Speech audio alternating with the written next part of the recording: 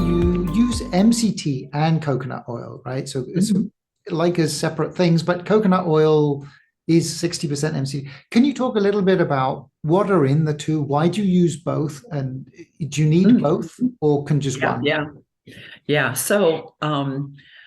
The main reason I used coconut oil in the beginning is, I knew what MCT oil was, and I thought, well, this may be available in hospitals, but I didn't know that it was available on the shelf. And so I had gotten coconut oil. And so in a way, that was kind of a good fluke, that had happened. And he improved so much just with coconut oil. I was afraid to stop the coconut oil, and just do MCT oil because I thought there might be much more to this than just the ketones. And one of the his Dr. Veech's associates, Dr. Theodore Van Italy, he was in his 90s at that point. He wrote the foreword to my third book at 99, age 99. But he said he strongly believed that there might be something else in coconut oil as well. So he encouraged me to keep using it. And it turns out that there is there is something else. There are other things in coconut oil that are beneficial. Um, Half of the fat in coconut oil is a medium chain triglyceride called lauric acid, LAURIC, or C12, it's also called. And MCT oil is C8 and C10. It's two other fatty acids that are also in coconut oil, but all the other stuff that's in coconut oil is not in MCT oil usually.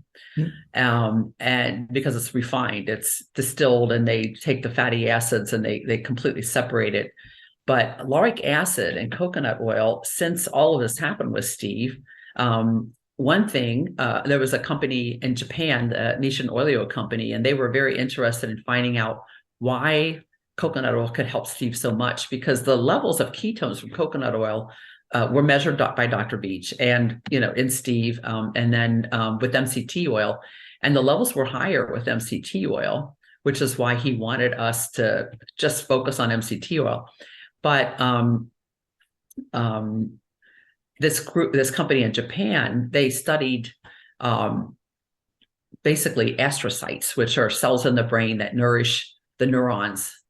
And they found that lauric acid potently stimulates ketone production directly in astrocytes, which are these brain cells. And so they believe that, that it might not just be how much ketone is in your blood, but the fact that this fatty acid can directly cause ketones to be produced in astrocytes that are brain cells, that may have explained why my husband would, and other people that were taking coconut oil at that point, would improve so much. They did the study in 2016, and by then I had collected hundreds of reports from people, that say they had improved, with coconut oil and or MCT oil at that point. And the other medium chains do too. The C8, C10 that's in MCT oil stimulate ketones in astrocytes. But the MCT oil is used very quickly, and lauric acid levels tend to stay very high in the blood for a long time, for hours and hours.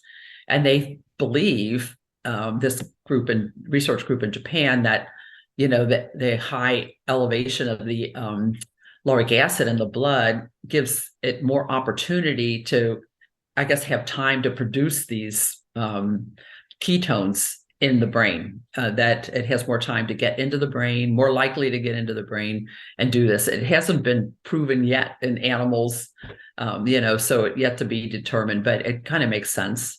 And then another cool thing about lauric acid is it's very antimicrobial. It kills all kinds of viruses, bacteria, fungus, protozoa. This has been studied for years and years.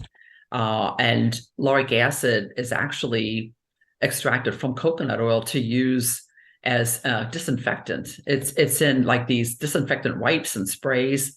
They add sulfate to it. It's sodium lauryl sulfate, or there's other names for it. But you'll see the ingredients in these disinfectants, basically, and it's extracted from lauric acid. But when you eat it, part of it's converted to what's called monolaurin, and it's been tested repeatedly, shown to kill so many different types of bacteria. And the thing why that's important is that there's a ton of research, hundreds of studies of different organisms that have been connected to possibly causing Alzheimer's, triggering it, accelerating it, somehow contributing to Alzheimer's disease. And lauric acid, happens to kill many of those organisms that have been studied. For example, one of them is herpes simplex virus, and which a lot of people get fever blisters on their mouth, and they may get somewhere else, on their fingers, or and people in the studies, there are like well over 200 studies of herpes simplex virus and Alzheimer's. That looks pretty good that it has some connection. And then the shingles virus too is also in the herpes family. And there's some newer studies showing that, having a shingles vaccine can also trigger eruptions of this herpes simplex virus. And potentially, there's associations of that with developing dementia later. People that get shingles have a higher risk of developing dementia. So lauric acid kills both of those viruses. So if you eat it, regularly, you'll have lauric acid, and this can help suppress, potentially these infections. And it also kills, lauric acid kills these spirochetes that cause dental decay, tooth decay, and that's also been associated with Alzheimer's.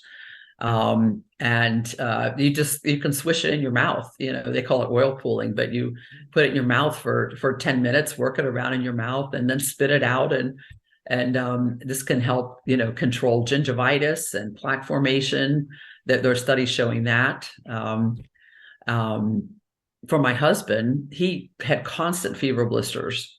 He was just always, he had a big fat fever blister on his lip, that would last for 10 days. It would go away for a week and it would come back. And I mean, this was over and over and over for years. And he had an infection around his eye, blisters that looked very similar to fever blisters when he was 29. And he said he never felt quite the same after that. So, that's kind of led me to start looking at this possibility of infection in Alzheimer's. And he rarely ever had another fever blister after we started coconut oil. And so I felt like the lauric acid was controlling possibly an infection in his brain that could have allowed him to improve, over time, if it was controlling an infection. So that's why we kept the coconut oil, and we kept the MCT oil, use that because the levels of ketones were higher from it. They are higher when you take MCT oil. So, and that was important too, to provide as much fuel as possible to his brain. So that's, I thought, let's just mix them. And I started playing with different ratios and to see how well that two oils would work together. And I came up with, it was a ratio of like 4 parts MCT to 3 parts coconut oil. So you would mix it like 4 ounces of, or 120 mLs of MCT oil to 3 ounces or 90 mLs of coconut oil. And it stays liquid at room temperature. It doesn't separate. You store it at room temperature. Both of these oils have at least a 2-year shelf life when you buy it fresh. And you can use it like in salad, and I put it in yogurt, you can use it in coffee, there's just so many different things, soup, or, whatever you're making, put it on vegetables. So it's real easy to incorporate it into your diet.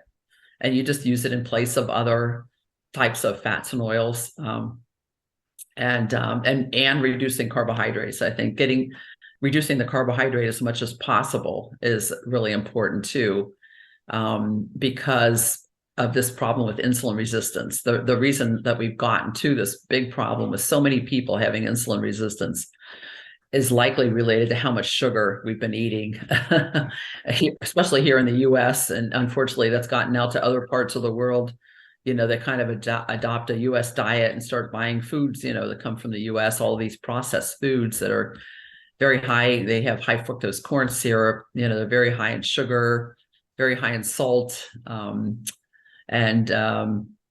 use fatty acids that might not be so good. Like there were a lot of trans fats in foods, for years and years. And I don't know about where you are, but they finally kind of phased them out here in the US. I mean, it's still allowed up to a half a gram a serving of trans fat, but it used to be, I had a lipid researcher friend who told me that there were 25 grams of trans fat in from a fast food restaurant, just a medium serving of their fries, that it had 25 grams of trans fat. And it was phased out because it was found to be very harmful to the heart. They're stiff, and they get into cell membranes. They shorten the life of the cell. They make the cell less fluid. They interfere with what goes in and out of our cells. And they were attributing at least 30,000 heart attacks a year in the US to eating trans fats. So that's why they decided to phase them out. That sounds good. I talk too much, don't I? No,